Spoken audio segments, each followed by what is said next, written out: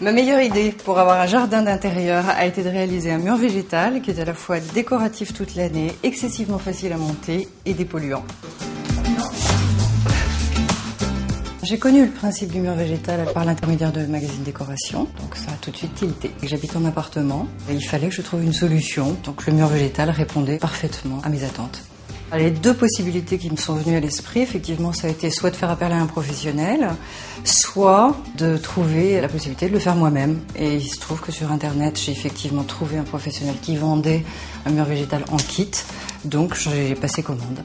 En ce qui me concerne, le montage du mur végétal a pris à peu près 2 heures, et puis après on peut prendre tout son temps pour faire évoluer le mur.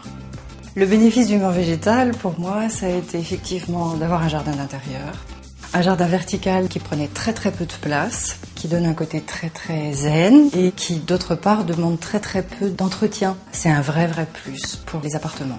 Pas besoin d'avoir une pièce forcément très grande, parce que le fait que ça soit vertical, ça prend pas beaucoup de place. Donc un salon, une chambre, on peut facilement mettre un jardin vertical.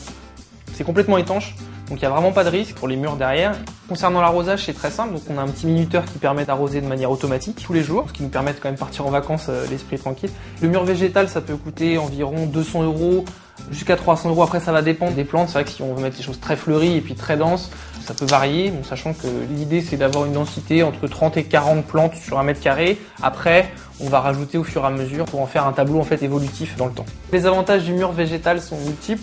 On peut quand même en citer 3 principaux, donc la dépollution de l'air, la régulation de l'humidité et puis enfin la décoration qui est vraiment évolutive, qui va changer de couleur au fil des saisons et qu'on peut agrémenter en rajoutant des plantes régulièrement.